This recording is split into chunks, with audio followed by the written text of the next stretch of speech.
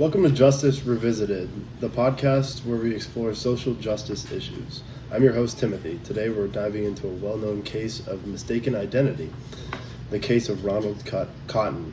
Joining me is Mary, a psychology scholar. Mary, welcome. Thanks, Timothy. It's great to be here. This case is incredibly important, not just because of what happened to Ronald Cotton, but because of what it reveals about the justice system and human memory, but more specifically, eyewitness testimony. Let's start at the beginning. What happened in July 1984?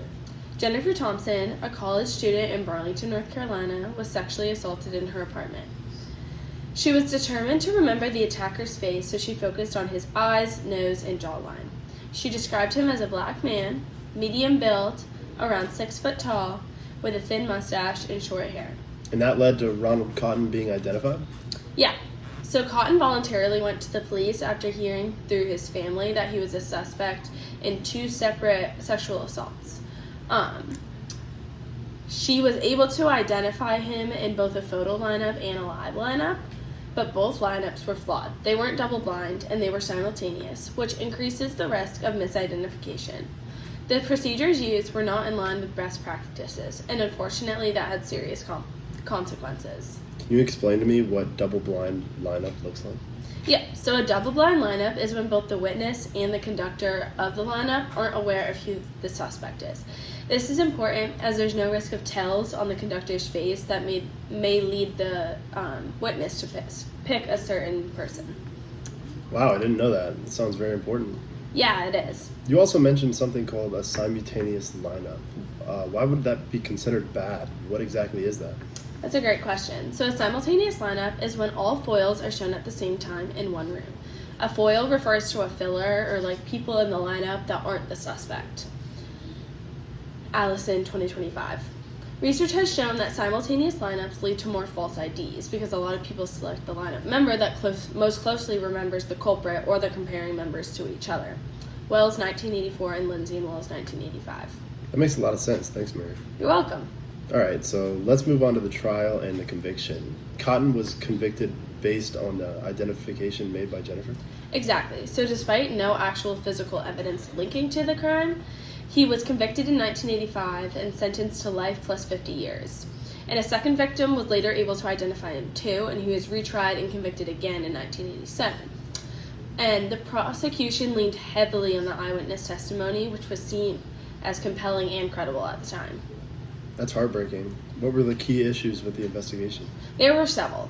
First, eyewitness misidentification. Jennifer was confident, but memory under stress can be very unreliable. It was dark, and she didn't notice a huge scar on Cotton's face. There's also the cross-race effect, which means that people are less accurate at identifying individuals of another race. So, Jennifer was a white woman, and the suspect was a black man. And the lineup procedures were suggestive, so no expert testimony was presented to explain the fallibility of memory and eyewitness testimony. Can you delve deeper into the cross-racial effect?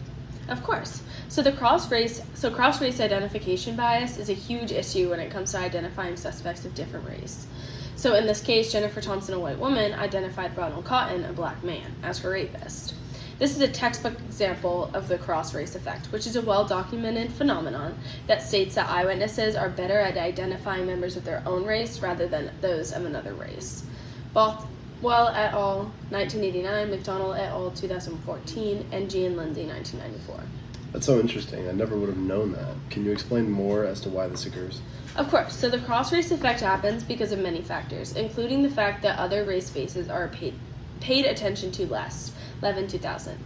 Other race faces are also processed differently at the encoding level, so people perceive own race faces as more memorable, familiar, and distinctive than other race faces. Meissner et al., 2005. There are also categories as outgroup faces, which means that we look at category diagnostic information, such as hair and skin color, rather than individual information, such as like spatial configuration of features. Hugenberg et al., 2010. That's amazing. They have so much information on that. Yeah. So Mary, say you were somehow involved in this case. What would you have done differently as the lead investigator, prosecutor, defense attorney, and the judge? Wow, Timothy, that's a really interesting question. Let me break it down for you. In this case, if I were the lead investigator, I would have used a couple different techniques when conducting the lineups. First off, I would have used a double-blind sequential lineup. That's what you mentioned earlier, right? Because of the bias? Yeah. So double-blind lineups prevent unintentional influence on the witness. Wells et al. 1998, McCone et al. 2020. So sequential lineups are also preferred as they reduce false identification rates. Lindsay et al. 1991. As a lead investigator, I would have also suggested that other leads were investigated more thoroughly. So Bobby Poole, who was later identified as the real rapist in this case, had confessed to the crime in prison, but this wasn't pursued seriously at first. Wow, that's just awful. So someone else confessed and they just didn't do anything about it? Yeah, so at first.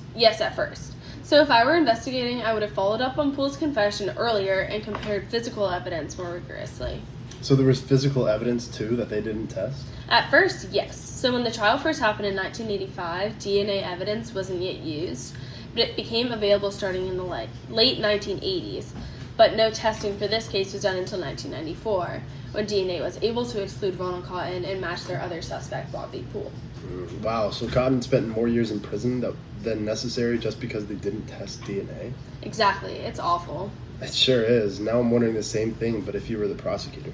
Of course. So in the original trial, the jury was not told that the second victim had failed to identify Cotton in both the photo array and the lineup. Interesting. That seems like a pretty important fact to not tell the jury about. Yeah, absolutely. So prosecutors are actually legally and ethically obligated to disclose material that is favorable to the defense. This case also heavily relied on Jennifer Thompson's identification despite known issues with eyewitness testimony. If I were the prosecution, I would have sought more corroborating evidence and acknowledged the limitations of eyewitness testimony. Yes, you mentioned before that eyewitness memory isn't the most reliable. Exactly. As a prosecutor, I also would have tried to reevaluate the case after new evidence emerged. In this case, even after Bobby Poole's confession, the prosecution resisted reopening the case. If I were the prosecutor, I would have investigated the new confession more proactively, as well as testing the DNA earlier. Wow, I can't believe they didn't immediately reopen the case when the new evidence came around. I know, and this can happen a lot. It's very sad. Yes, very. Now moving on to your view of what you would have done differently as the defense attorney in this case. Yeah, so in this case, the defense attorney didn't call into question the flawed lineup procedures or call any expert witnesses to testify on eyewitness or memory. If I were the defense attorney, I would have brought in expert testimony on eyewitness misidentification and pushed for the suppression of unreliable IDs. I also would have pursued DNA testing sooner in this case. During the original trial, DNA testing was not yet used. It started being used in the late 80s to early 90s, but they didn't test DNA in this case until about 1994, which ultimately ended up exonerating Cotton. If I were the defense, I would have pushed for the preservation and testing of DNA evidence as soon as the technology became available. You mentioned the DNA testing earlier. I can't believe so many people in this case failed to use DNA evidence to exonerate Cotton earlier. I know, it's just terrible, especially when you consider Bobby Poole's confession. During the second trial in 1987, Bobby Poole had already confessed to the crime in prison, but nobody did anything about it. If I were the defense, I would have fought to have this evidence admitted during the trial and showed how it created enough reasonable doubt. I can't believe that. It sounds like there were so many things wrong with this case, and we're not even done yet. You mentioned earlier that cross-race identification was an issue. Do you think race in general could have been the issue in this case? Absolutely. So this case took place in the 1980s in a southern state, North Carolina, where there was absolutely an issue of racism at the time.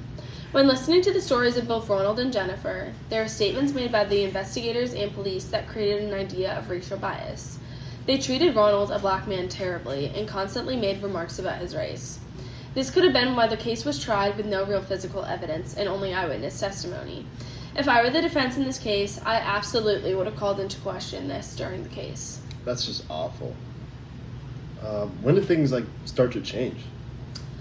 So years later, another man, Bobby Poole, confessed to the crime while in prison. But it wasn't until 1995 that DNA testing finally cleared Cotton and confirmed Poole as the real perpetrator.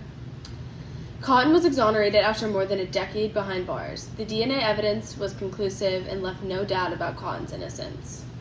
What happened after Ronald Cotton was released? He rebuilt his life. He got a job at LabCorp, the same company that tested the DNA that exonerated him. He got married, had a child, and received compensation from the state. But what's truly remarkable is that he and Jennifer Thompson met, reconciled, and eventually became friends. That's incredible. Yeah, and they co-authored a book called Picking Cotton and now advocate together for criminal justice reform. Jennifer founded a nonprofit called Healing Justice, and both continue to speak publicly about the dangers of eyewitness misidentification. Their story is one of pain, but also of healing and hope. So what can we learn from this case? That even the most confident eyewitnesses can be wrong. Our justice system needs safeguards like double-blind lineups, expert testimony on memory, and a willingness to revisit convictions when new evidence emerges.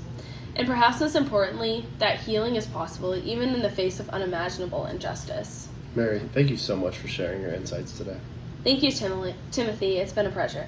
And thank you to our listeners. If you found this episode powerful, please share it. Until next time, stay curious and committed to justice.